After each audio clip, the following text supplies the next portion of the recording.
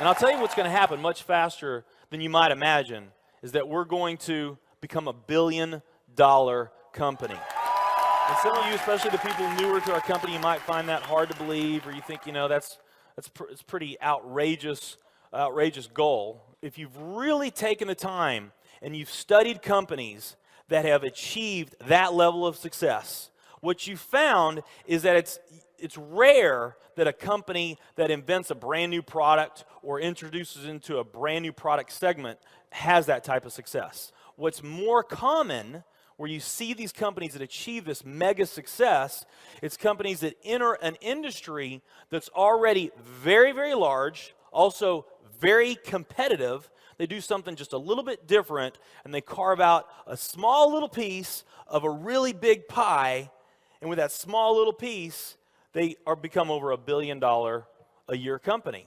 A great example of that is Cheesecake Factory. I mean, we all know how competitive and how big the restaurant business is. And Cheesecake Factory, they're not doing something that much different than everybody else. They're doing things just a little bit different. But they are a super success in business today. One of my favorite examples is Starbucks. I mean, how long has the coffee industry been around, and how big is the coffee industry? Okay, I mean, how many companies sell coffee?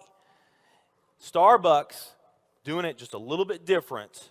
They carved out their piece, and now they're a multi-billion-dollar company. And I got a little demonstration that I want to show you that I think is kind of fun. The coffee industry is $100 billion. So $100 billion every year is spent around the world on coffee. Each one of these gumballs represents $1 billion in annual sales. There's 100 gumballs in here. This is the coffee industry. So Starbucks, if they want to, let's say they're brand new and they're starting out, and they've got this goal to become a $1 billion company, they need to carve out 1% of that pie. So they would need to have this much of that pie, 1%. So it's really, a small percentage of this overall pie. They've been more successful than that. 2, 3, 4, 5, 6, 7, 8. They do about $8 billion in sales. That's a pretty significant portion of the entire worldwide global sales of coffee. The nutrition industry is $226 billion every year is spent on nutrition. So again, each one of these gumballs represents $1 billion in sales. So here's the coffee industry, here's the nutrition industry. And by the way, you may not know this or not, but over half of all the network marketing companies on the planet today, they're nutrition companies. Now let's talk about the travel industry. We need a bigger base here. All right, here's the travel industry.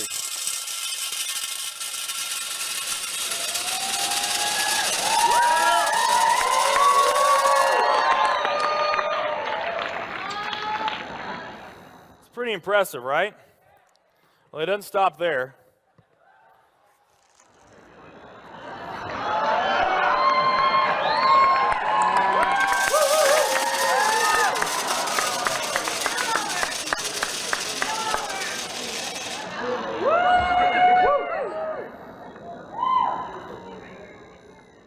That's pretty big, right?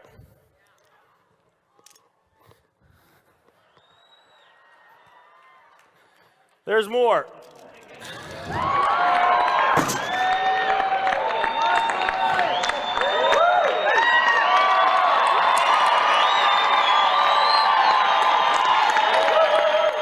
But wait, there's more.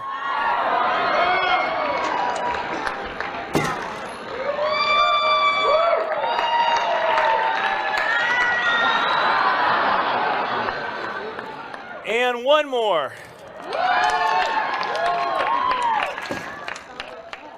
All right, so here's coffee, here's nutrition, the entire nutrition industry, here's travel.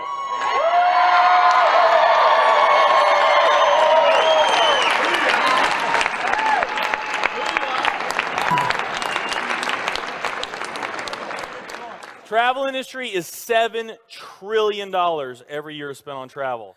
And they also say that the travel industry is going to grow from 7 trillion to 13 trillion over the next decade. Nutrition and travel. Over half of all the network marketing companies that are out there, they're nutrition companies. And by the top experts' estimate, there's probably at least 3,000 to 5,000 nutrition network marketing companies out there today. Now let's play the numbers down a bit. Let's say it's not 3,000 to 5,000 companies. Let's say it's only 2,000 nutrition network marketing companies.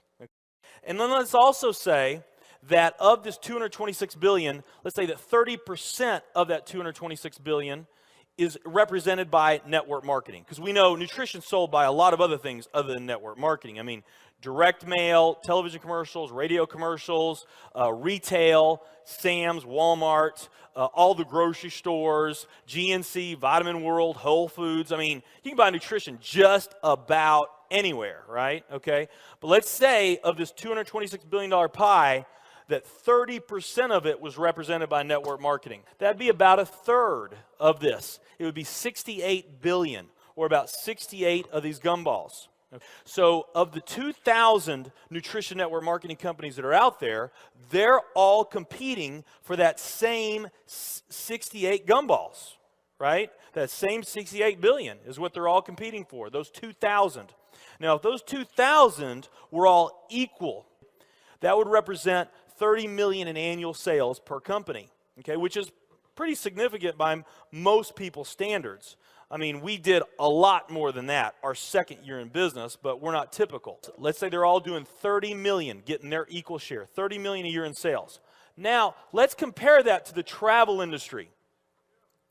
And let's really take these numbers down to the ridiculous. Let's not say that network marketing is going to capture 30% of this. Let's say that network marketing captures 1% of this. That would be 70 billion in the pie. And there's only a few other travel network marketing companies that we even know about. But let's say there's 10 around the world.